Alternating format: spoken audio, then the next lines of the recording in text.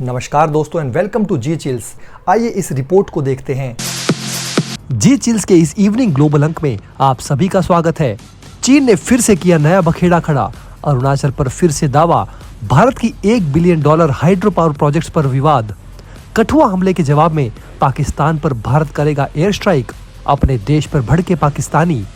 हिंद महासागर में चीन की चाल। 2 जासूसी जहाजों से भारत पर नजर। घेराबंदी की कोशिश। तालिबान पर चीन की गुप्त चाल। ताजिकिस्तान में सीक्रेट मिलिट्री बेस की तैयारी। अंतरिक्ष में फंसी सुनीता विलियम्स का बड़ा बयान। मेरा दिल कहता है हम सुरक्षित घर लौटेंगे। ऑस्ट्रेलिया ने पीएम मोदी पर दिया बड़ा बयान। पीएम मोदी एक आध्यात्मिक नेता हैं। इन सभी हेडलाइंस के अलावा वीडियो में जानेंगे और भी बहुत कुछ, लेकिन आगे बढ़ने से पहले आप सभी के लाइक और कमेंट के लिए दिल से शुक्रिया। तो दोस्तों, एक बार फिर से चीन ने अरुणाचल प्रदेश को लेकर नया ड्रामा शुरू कर दिया है। चीन ने कहा है कि भारत को विवादित सीमा क्षेत्र में विकास करने का अधिकार नहीं है। चीन के विदेश मंत्रालय के प्रवक्ता ने कहा कि दक्षिण तिब्बत चीन का क्षेत्र है और भारत का अरुणाचल प्रदेश बनाना अवैध और अमान्य है। रिपोर्ट में बताया गया है कि भारत $1 बिलियन खर्च करके पूर्वोत्तर हिमालयी राज्य में 12 हाइड्रो पावर स्टेशनों का निर्माण तेजी से करना चाहता है। भारत के विदेश मंत्रालय ने चीन के बयान पर तुरंत कोई टिप्पणी नहीं की। भारत का कहना है कि अरुणाचल प्रदेश देश का अभिन्न हिस्सा है, जबकि चीन इसे दक्षिण तिब्बत का हिस्सा मानता है और वहां भारतीय इंफ्रास्ट्रक्चर परियोजनाओं पर आपत्ति जताता है। पिछले हफ्ते भारतीय विदेश मंत्री एस जयशंकर ने कजाकिस्तान में अपने चीनी समकक्ष वांग यी से मुलाकात की, जहां दोनों ने सीमा विवादों को हल करने के प्रयास तेज करने पर सहमति जताई। जम्मू कश्मीर के कठुआ में आतंकी हमले में 5 भारतीय सैन्यकर्मी शहीद हो गए। रक्षा सचिव गिरिधर अरमाने ने कहा कि भारत इसका कड़ा जवाब देगा। इस घटना के बाद पाकिस्तान में हड़कंप मच गया है कि भारत बदला लेने के लिए एयर स्ट्राइक कर सकता है। पाकिस्तान के रियल एंटरटेनमेंट टीवी के सुहेब चौधरी ने इस पर पाकिस्तानी नागरिकों से बात की। रशीद नामक के व्यक्ति ने कहा कि कश्मीर मुद्दा लंबे समय से चल रहा है और पाकिस्तान ने इसे हल करने के लिए कुछ नहीं किया। अब हम भारत जैसी सुपर पावर से नहीं लड़ सकते। सुहेब चौधरी ने पूछा कि कितने देश कश्मीर मुद्दे पर पाकिस्तान का समर्थन करते हैं। रशीद ने कहा, दुनिया आपसी सहयोग से चलती है। इस्लामिक ब्रदरहुड का चूरन अब नहीं बिकेगा। हमने अमेरिका को आने दिया और पूरे देश में आतंकवाद फैलाया। कोई भी देश अब हमारे साथ नहीं खड़ा है। एक अन्य व्यक्ति ने कहा, पाकिस्तान के लोग एक हो जाएं तो कश्मीर मुद्दा हल हो सकता है। जब पूछा गया कि क्या भारत एयर स्ट्राइक करेगा, उसने कहा, मुझे नहीं लगता कि भारत ऐसा करेगा, क्योंकि युद्ध के समय हम एक साथ आ जाते हैं। पीएम मोदी ने नोबेल पुरस्कार विजेता ऑस्ट्रियाई भौतिक विज्ञानी एंटोन जिलिंगर से मुलाकात की। उन्होंने क्वांटम इंफॉर्मेशन, क्वांटम टेक्नोलॉजी और आध्यात्मिकता पर चर्चा की। एंटोन ने कहा, पीएम मोदी बहुत आध्यात्मिक व्यक्ति हैं और ये विशेषता दुनिया के अन्य नेताओं में भी होनी चाहिए। तालिबान के खिलाफ चीन ने सख्ती बढ़ाते हुए ताजिकिस्तान में सीक्रेट मिलिट्री बेस बना रखा है, जिसमें ताजिक सरकार भी साथ दे रही है। चीन और ताजिकिस्तान दोनों ही तालिबान सरकार से खतरा महसूस कर रहे हैं और अपनी सुरक्षा मजबूत कर रहे हैं। चीन भारत की तरह अफगान सीमा पर सैन्य तैयारी कर रहा है। रूस के यूक्रेन युद्ध में उलझने के बाद चीन ने ताजिकिस्तान के साथ अपने सैन्य रिश्ते और भी मजबूत कर लिए हैं। शी जिनपिंग ने ताजिकिस्तान के साथ हाल ही में रिश्तों को और गहरा किया है। चीन के 2 जासूसी जहाज फिर से हिंद महासागर में दिखाई दिए हैं। एक जहाज गश्त कर रहा है और दूसरा मलक्का जलमरुद्दे में से प्रवेश कर रहा है। ये जहाज सर्वेक्षण और जासूसी के लिए है, जिससे चीन भारत को घेरने की कोशिश कर रहा है। आगे बढ़ने से पहले चैनल को सब्सक्राइब करें, जागरूक रहें और सुरक्षित रहें। एसएसएस डिफेंस ने एक धांसू स्नाइपर राइफल बनाई है, जिसका नाम .338 Lapua magnum calibre sniper rifle है।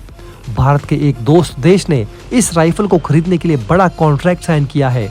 ये पहली बार है जब भारत ने किसी विदेशी देश को स्नाइपर राइफलें निर्यात की है। सबसे खास बात यह है कि ये स्नाइपर राइफल पूरी तरह से भारत में डिजाइन और निर्मित की गई है, जिसमें इसकी बैरल भी शामिल है। इसके अलावा एसएसएस डिफेंस ने कई मित्र देशों से लगभग $50 मिलियन अमेरिकी डॉलर के गोला बारूद की आपूर्ति के लिए भी कॉन्ट्रैक्ट हासिल किए हैं। भारतीय रक्षा सूत्रों के अनुसार भारत अब बड़ी संख्या में हथियार उपकरणों का निर्माण और निर्यात कर रहा है, जिसमें तोपों से लेकर मिसाइल सिस्टम और छोटे हथियार शामिल हैं। पहले ये हथियार विदेशों से खरीदे जाते थे, लेकिन अब भारत खुद अपने प्रोडक्शन से अपनी जरूरतें पूरी कर रहा है और इन्हें निर्यात भी कर रहा है। एसएसएस डिफेंस ने स्नाइपर राइफलों का निर्यात पहले ही पूरा कर लिया है। ये राइफल 1500 मीटर और उससे आगे के लक्ष्यों को भेदने में सक्षम है। कई और देश इस राइफल को खरीदने के लिए एसएसएस डिफेंस से बातचीत कर रहे हैं। बेंगलुरु में कंपनी के मैन्युफैक्चरिंग यूनिट और टेस्ट सेंटर का दौरा करने के बाद कई देशों के प्रतिनिधिमंडल इस राइफल की डील को लेकर बातचीत कर रहे हैं। माना जा रहा है कि राइफल में उच्च निर्यात क्षमता है, क्योंकि कम से कम 30 देश .338 लापुआ मैग्नम स्नाइपर का इस्तेमाल करते हैं। भारतीय सेना भी इस राइफल की तलाश में थी। अब एसएसएस डिफेंस की इस राइफल के लिए दुनिया भर में रेस लगी हुई है। पेशावर एयरपोर्ट पर सऊदी एयरलाइंस के विमान में आग लगने से हड़कंप मच गया। रियाद जा रही फ्लाइट में 276 यात्री सवार थे, जिन्हें इमरजेंसी गेट से सुरक्षित बाहर निकाला गया। हादसे से अफरा तफरी मच गई, लेकिन सभी यात्री सुरक्षित हैं। भारतीय मूल के अंतरिक्ष यात्री सुनीता विलियम्स और बुच विल्मोर अंतरिक्ष में फंसे। 13 जून को धरती पर लौटना था, लेकिन स्पेसशिप की तकनीकी खराबी ने बढ़ाई मुश्किलें। बोइंग स्पेस कैप्सूल के थ्रस्टर और हीलियम गैस लीक के कारण उनकी वापसी अटकी पड़ी है। नासा को उम्मीद है कि जुलाई के अंत तक दोनों सुरक्षित लौट आएंगे। सुनीता विलियम्स ने वीडियो कॉल में कहा, मेरे दिल में ये अच्छी भावना है कि अंतरिक्ष यान हमें घर ले आएगा, कोई समस्या नहीं। दोनों ने प्रेस कॉन्फ्रेंस में भरोसा जताया कि स्टार लाइनर टीम जल्द ही उन्हें घर लाएगी। सुनीता और विल्मोर की सुरक्षित वापसी के लिए नासा के वैज्ञानिक दिन रात मेहनत कर रहे हैं। क्या नासा उनकी सुरक्षित वापसी सुनिश्चित कर पाएगा? इंतजार के साथ बड़ी बेचैनी और अनिश्चितता ने सबको चिंतित कर दिया है। अंतरिक्ष से धरती की ओर उनकी वापसी का हर कोई बेसब्री से इंतजार कर रहा है। बांग्लादेश की प्रधानमंत्री शेख हसीना ने बीजिंग में चीनी राष्ट्रपति शी जिनपिंग से मुलाकात की और 21 समझौतों पर साइन किए। चीन बांग्लादेश की आर्थिक मदद, अनुदान, ब्याज मुक्त ऋण, रियायती ऋण और वाणिज्यिक ऋण देकर करेगा। दोनों देशों ने अपने रणनीतिक संबंधों को मजबूत करने के लिए 7 और परियोजनाओं की भी घोषणा की। रूसी संसद ने अमीरों पर अधिक आयकर लगाने वाले विधेयक को मंजूरी दे दी है। इससे पहले स्टेट ड्यूमा और फिर फेडरेशन काउंसिल ने पास किया। अब बस राष्ट्रपति व्लादिमीर पुतिन की मंजूरी का इंतजार है। ट्रंप ने बाइडेन को गोल्फ खेलने का चैलेंज दिया, कहा कि अगर जीते तो 8 करोड़ दूंगा। बाइडेन बोले, मेरे पास टाइम नहीं है। चीन के तिब्बत प्रांत में भारी बारिश के कारण हाईवे बह गया, जिससे 130 से अधिक लोग फंस गए। सरकारी मीडिया के अनुसार उन्हें बचाने के लिए रेस्क्यू अभियान जारी है। पिछले 5 दिनों से लगातार बारिश ने प्रांतीय राजमार्ग को बहा दिया है। सर्वे के मुताबिक बाइडेन के लिए भारतीय अमेरिकियों के समर्थन में 19% की गिरावट आई है, जबकि ट्रंप को 2% का फायदा हुआ है। 55% भारतीय अमेरिकी मतदाता बाइडेन का समर्थन करते हैं, जबकि 38% ट्रंप के पक्ष में है। वहीं निक्की हेली को 33% भारतीय अमेरिकी समुदाय पसंद करता है। दोस्तों, इस वीडियो में फिलहाल इतना ही। इस तरह की डेली वीडियो कंटिन्यू रखने के लिए हमें आपके समर्थन की जरूरत है। कृपया इस वीडियो को ज्यादा से ज्यादा शेयर करें और उम्मीद है कि आप इस वीडियो पर कम से कम 1000 लाइक्स देंगे। पिछले वीडियो पर आप सभी का रिस्पॉन्स काफी अच्छा था। आप देख रहे थे जी चिल्स। जल्द पूरे होंगे आपके सारे विल्स।